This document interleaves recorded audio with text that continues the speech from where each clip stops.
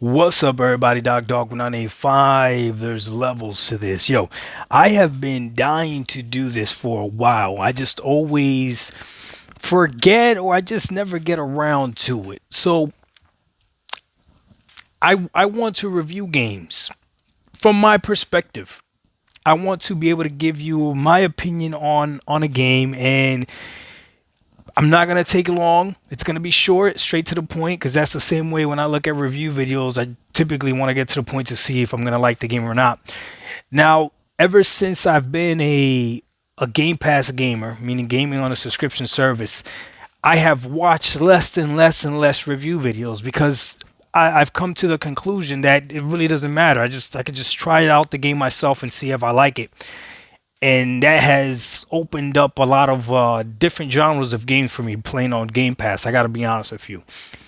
With that being said, though, there still is a place for game reviews, and some people still might be interested to see what someone might like. And I will also take it as if you see me reviewing certain types of game in a specific way and you start to notice like, hey, these are the types of games that Doc likes, go ahead and recommend games for me to play. I'm willing to play anything, whether it's on PlayStation, whether it's on Xbox, Nintendo, Steam. It doesn't matter. I'll play it and give it a shot. I'll at least give it a shot, right? Now, game reviews are very opinionated, and that's okay.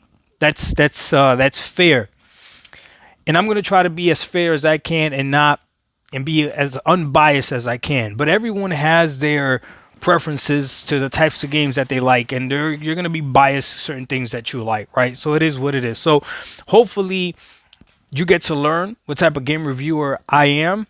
I would consider myself for sure a casual. I'm playing games that you've probably played years ago. Like, for instance, I just finished Days Gone today, and it is a phenomenal game. So these are the ideas that I have as how I want to do the game reviews for this channel.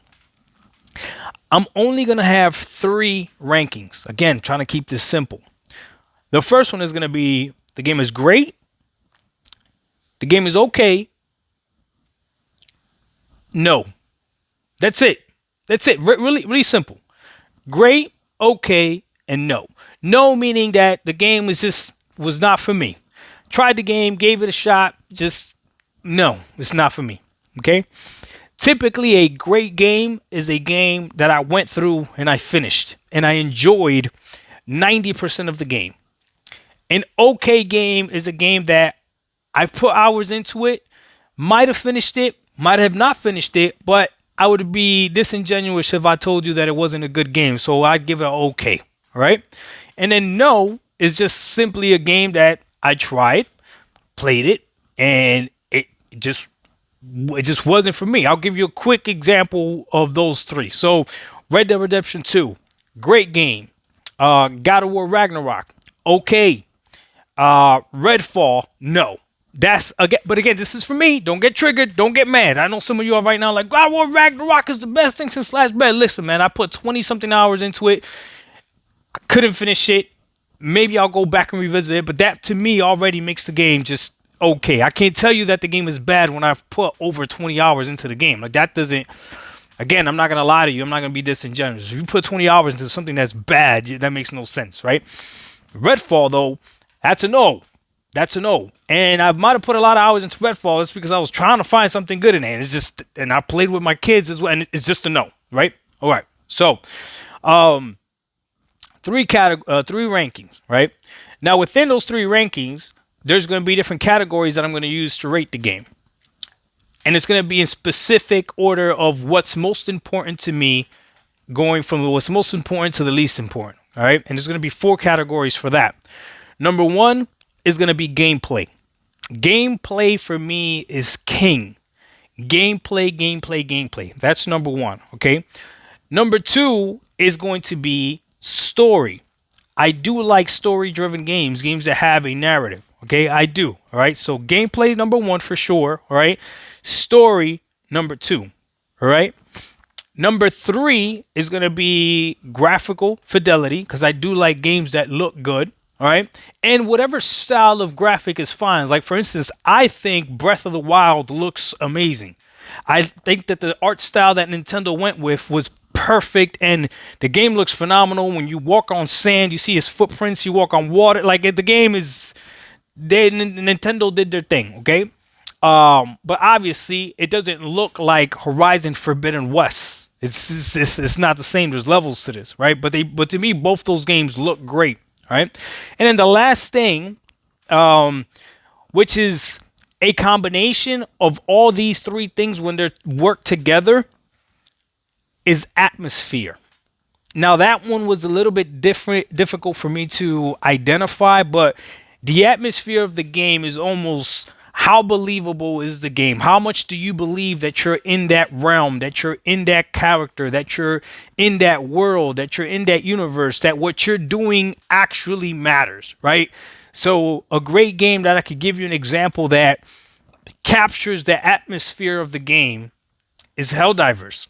I'll be honest with you, when you're playing Helldivers, you really feel like what you and your team is doing right then and there actually matters. You really do feel it, right? And it is a combination of the gameplay of the game. It is a combination of the story of the game, right? You're fighting for democracy. It is a combination of the graphics. The game looks really good. I mean, I wouldn't say it's the best looking game out there, but it looks great, right? And the gameplay is good. So the atmosphere, everything coming together. So those are going to be the 4 categories that I'm going to use to give a game a ranking. So I don't know what I'm going to call the videos. Maybe I just call Doc's reviews or whatever. But that's something that I've been wanting to do for a while, and I just finished playing Days Gone, and that's the first game that I'm going to do it with. But I'm going to go back and do it with all the other games that I have beaten and try to remember exactly what I felt when I beat that game. And it'll be old games, new games, because somebody might be looking at some of these games on Steam. They might be looking at a review. A lot of these PlayStation games are going to be coming to PC, so they might be wondering if that's even worth it. A lot of games are on a PlayStation Extra. A lot of games are on Game Pass, and you might be wondering whether or not you should give the game a shot. And if you game like me and you have the same preferences that I do, then it might be for you. All right. DocDog1985. There's levels to this. We out. Peace.